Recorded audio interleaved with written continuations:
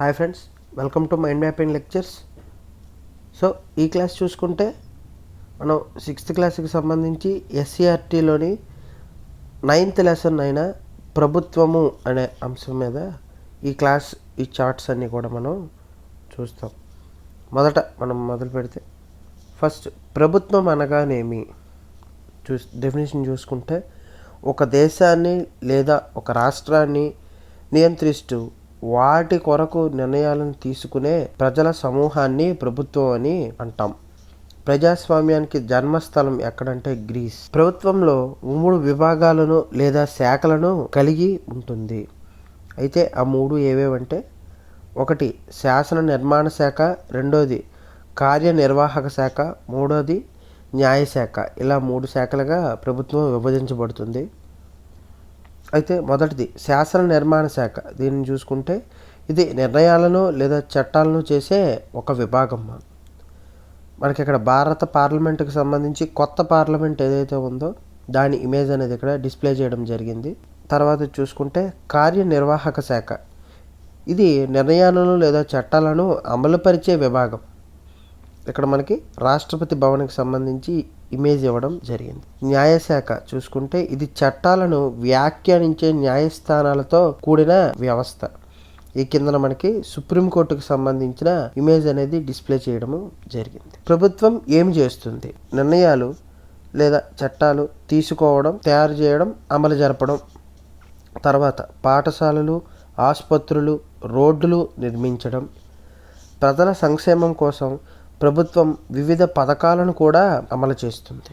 తర్వాత మనం చూసుకుంటే ప్రభుత్వంలో అసలు ఎన్ని రకాలు ఉంటుంది?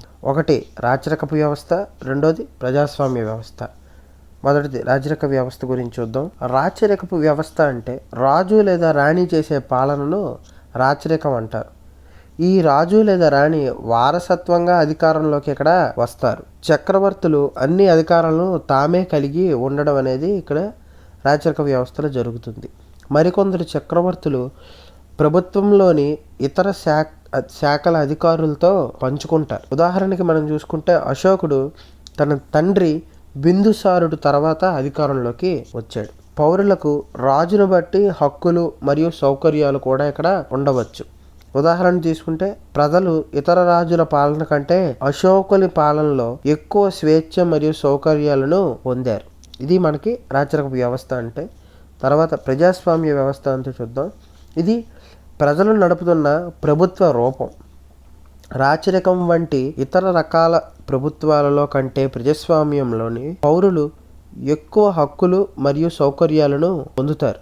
ఇక్కడ అధికారం వారసత్వంగా మనం ఇక్కడ పొందలేమన్నమాట. ప్రతి పౌరుడికి ఓటు వేయడానికి అనుమతి అనేది ఉంటుంది. ప్రజలు నేరుగా లేదా వారి ప్రతినిధుల ద్వారా నిర్ణయాలు తీసుకోవడంలో లేదా చట్టాలు చేసుకోవడంలో పాల్గొంటారు. ఇది మనకి ప్రజాస్వామ్యం అంటే. ప్రజల చేత ప్రజల కోసం పనిచేసే ప్రభుత్వమే ప్రజాస్వామ్యం అని తెలియజేసింది ఎవరు అంటే మనకి అబ్రహం లింకన్. ఇంకా నెక్స్ట్ చార్ట్లోకి వెళ్తే ఇక్కడ ప్రజాస్వామ్య ప్రభుత్వాలు వాటిలో చూస్తే ప్రస్తుత ప్రపంచంలో చాలా దేశాలలో ప్రజాస్వామ్య ప్రభుత్వాలు ఏర్పడ్డాయి. ప్రజాస్వామ్యంలో 2 రకాలు ఉన్నాయి. ఒకటి ప్రత్యక్ష ప్రజాస్వామ్యం, రెండోది పరోక్ష ప్రజాస్వామ్యం అంటే ప్రాతినిధ్య ప్రజాస్వామ్యం కూడా చెప్పవచ్చు. ఇక్కడ మొదటి మనం ప్రత్యక్ష ప్రజాస్వామ్యం చూస్తే ప్రజలు నేరుగా నిర్ణయం తీసుకోవడంలో ఇక్కడ పాల్గొంటారు. అదే మనకి దానికి ఉదాహరణ చూసుకుంటే ఇక్కడ స్విట్జర్లాండ్. ఈ దేశంలో పౌరులు ఒక ప్రదేశంలో సమావేశమై నిర్ణయాలు తీసుకుంటారు లేదా చట్టాలు చేస్తారు. ఇక్కడ సాధ్యం అవడానికి కారణం తక్కువ జనాభా ఉన్నందువలన. స్విట్జర్లాండ్లో ప్రత్యక్ష ప్రజాస్వామ్యం విజయవంతమైనది. మనకి ప్రత్యక్ష ప్రజాస్వామ్యంలో పౌరులు మాత్రమే చట్టాలు చేయగలరు. చట్టాలలో ఉండే అన్ని మార్పులను పౌరులు ఇక్కడ ఆమోదించి తీరాలి. రాజకీయ నాయకులు పార్లమెంటరీ విధానం ప్రకారం పాలన మాత్రమే ఇక్కడ చేస్తారు. ఇది ప్రత్యక్ష ప్రజాస్వామ్యంకి వస్తే. తర్వాత పరోక్ష లేదా ప్రాతినిధ్య ప్రజాస్వామ్యం చూద్దాం. ప్రజాస్వామ్యం యొక్క ఈ రూపంలో ప్రజలు తమ ప్రతినిధుల ద్వారా పరోక్షంగా నిర్ణయాలు తీసుకోవడంలో పాల్గొంటారు. భారతదేశంతో సహా చాలా దేశాలు పరోక్ష ప్రజాస్వామ్యాన్ని అనుసరించడానికి కారణం అధిక జనాభా ఉండడం వలన మాత్రం. ఇది మనకి ప్రజాస్వామ్యంలో రకాలు. తర్వాత చూస్తే ఎన్నికలు. ప్రతినిధిని ఎన్నుకునే విధానాన్ని ఇక్కడ ఎన్నికలు అని అంటాం. ఎన్నికలు స్వేచ్ఛగా మరియు నిష్పక్షపాతంగా జరగాలి. పరోక్ష ప్రజాస్వామ్య విజయం ఎన్నికలపై ఆధారపడి ఉంటుంది. ఎన్నికలు ఇక్కడ కీలక పాత్ర అనేది పోషిస్తాయి. ప్రజాస్వామ్యానికి వచ్చినప్పటికీ ప్రత్యక్ష ప్రజాస్వామ్యం ఉదాహరణ మనం ఇక్కడ స్విట్జర్లాండ్, పరోక్ష ప్రజాస్వామ్యానికి ఉదాహరణ మనకి భారత్, అమెరికా, ఇంగ్లాండ్ కింద చెప్పవచ్చు. అయితే ఈ ప్రత్యక్ష ప్రజాస్వామ్యం చూస్తే చట్టాలు కానీ నియమాలు కానీ ఇక్కడ ప్రజల ద్వారా ఓట్లు వేయబడి నిర్ణయించబడతాయి.